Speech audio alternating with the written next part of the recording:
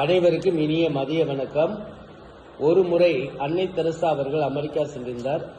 America சென்று இறங்கியவுடன் New Jersey விமான நிலையத்தில் இறங்கினார். அப்பொழுது அங்குள்ள பாதுகாப்பு அதிகாரி அவருடைய பேக் எல்லாத்தையும் செக் பண்ணுறப்ப, நீங்கள் எதுக்கு தேவையில்லாமல் செக் பண்ணுறீங்க கேட்குறப்ப, அதுக்கு அவர் என்ன சொன்னார்னா நீங்கள் ஏதாச்சும் ஆயுதம் கொண்டு வந்தீங்களான்னு செக் பண்ணுறப்ப, நிச்சயமாக என்ற ஆயுதம் ஒன்று இருக்குது அப்படின்னு சொல்லவே அந்த அதிகாரி பயந்துட்டார். உடனே அவர் என்ன கேட்டார், என்ன ஆயுதம் வச்சுக்கிறப்ப, ஆயுதம் என்றால் மனதில் பிறருக்கான அன்பு என்று அவர் பதில் சொன்னார். இன்னொன்று பார்த்தீங்கன்னா ஓரளவு பிபிசியில் இது மாதிரி ஒரு நாள் பிறந்த நாள் என்றால் என்ன பல அறிஞர்கள் கேட்டாங்க. அப்போ அப்துல் கலாம் என்ன சொன்னார்னா வாழ்க்கையில் அந்த ஒரே ஒரு நாள் உன்னுடைய அழுகை குரல் கேட்டு உன் தாயை சிரிக்கின்றாலோ அதுதான் உன்னுடைய பிறந்த நாள் என்று சொன்னால் இதை அனைவரும் ஏற்றுக்கொண்டனர். இதற்கிடையில் பார்த்தீங்கன்னா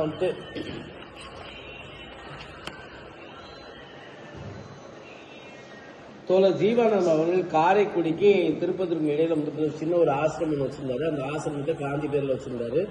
காந்திஜி 1927ஆம் ஆண்டு அந்த ஆசிரமத்துக்கு வருகை இருந்தாரு. அப்போ வரும்போது ஜீவா என்ன பண்றாரு, தமது கையாலே நூற்று அந்த நூலில் ஒரு மாலை செஞ்சு அவர் கழுத்துல போடுறாரு.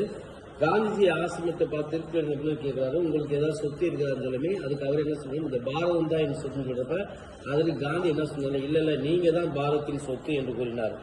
அதே மாதிரி பார்த்தீங்கன்னா நியூயார்க் நகரத்தில் லாங் ஐலாண்ட் தீவுக்கும் இடையே பாலம் மக்கள் மிகவும் சிரமப்பட்டாங்க. அப்போ பார்த்தீங்கன்னா ஜான் ரோப்லிங் என்ற ஒரு இன்ஜினியர் என்ன பண்றாரு, ஒரு கட்டிட பொறியாளர் இவர் ஒரு பாலத்தை கட்ட தொடங்கிறாரு. கொஞ்ச நாள்ல பார்த்தீங்கன்னா இந்த பாலம் இடிஞ்சு வந்ததில் இவரும் சிக்கி இறந்துறாரு.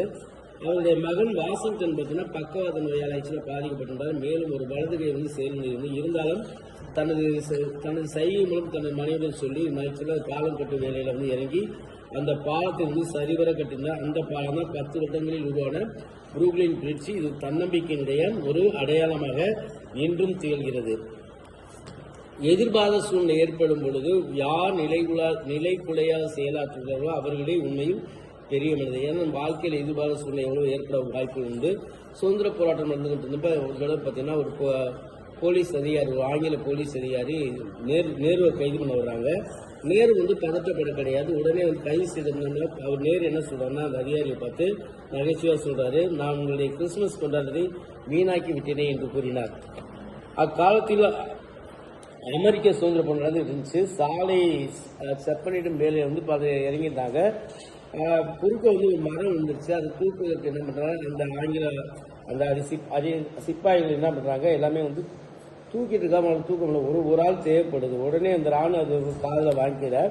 அப்போது அந்த குதிரையிலிருந்து ஒருத்தர் இறங்குறாரு. அவர் என்ன பண்றாரு, நான் இறங்கி உங்களுக்கு தூக்குற உதவி செஞ்சுட்டு அதை தூக்குறாரு. அப்போ சொல்கிறீங்க, நீங்க ராணுவ அதிகாரிகள் யாராச்சும் ஒருத்தர் கை கொடுத்திருந்தாலும் இந்த வேலை முடிஞ்சிருக்குன்னு சொல்றப்ப, நாங்கள் உயர் அதிகாரி நாங்கள் தான் வேலையை செய்ய மாட்டோனாங்க. அப்போ நீங்க யாருன்னு கேட்குறப்ப அவர் சொல்றேன், நான் தான் ஜார்ஜ் வாஷிங்டன், அமெரிக்க சுதந்திர போரின் தலைமை தளபதி என்றார். குதிரைகள் கேட்டோன்னு எல்லா அதிகாரிகளும் அதிர்ச்சி இருந்துறாங்க. பரவாயில்ல, உங்களுக்கு இது போன்ற உதவி இனிமேல் தேவைப்பட்டால் என்னை அழைக்கலாம் என்று கூறிக்கொண்டு சென்றார். பேரறிஞர் அண்ணாவுக்கு ஒரு வளர்ப்பு மகன் ஒருவர் இருந்தார். அவர் படித்து டாக்டர் ஆகிறாரு. ஒரு வீட்டுக்கு வரமே அண்ணாவுக்கு ஜுரம் வந்துருது. அப்போ அண்ணா மகன்கிட்ட பார்த்தீங்கன்னா, தம்பி எனக்கு ஜுரம் வந்துருச்சு, எனக்கு ட்ரீட்மெண்ட் முடிஞ்சப்ப அவர் ஆக்சுவலாக என்ன பண்ணுறாரு, ட்ரீட்மெண்ட்லாம் கொடுத்துட்டு மாத்திரலாம் கொடுக்குறாரு. கொடுத்ததுக்கப்புறம் அண்ணா என்ன பண்ணுற, ₹1 எடுத்து பல்க் மாண்ட கொடுக்குறாரு. கொடுக்கவே சொல்லுவாங்க, எதுக்கு இந்த ₹1 இல்லை, நீ எனக்கு ட்ரீட்மெண்ட் வந்ததுக்கு அதுக்குரிய ஃபீஸ் இதுதான், இந்த ₹1 தான் நீ இந்த மாதிரி பேஷண்ட்ஸ்லாம் பார்க்க ட்ரீட்மெண்ட் வரும்பொழுது வாங்கணும் என்று சொன்னார். நன்றி, வணக்கம்.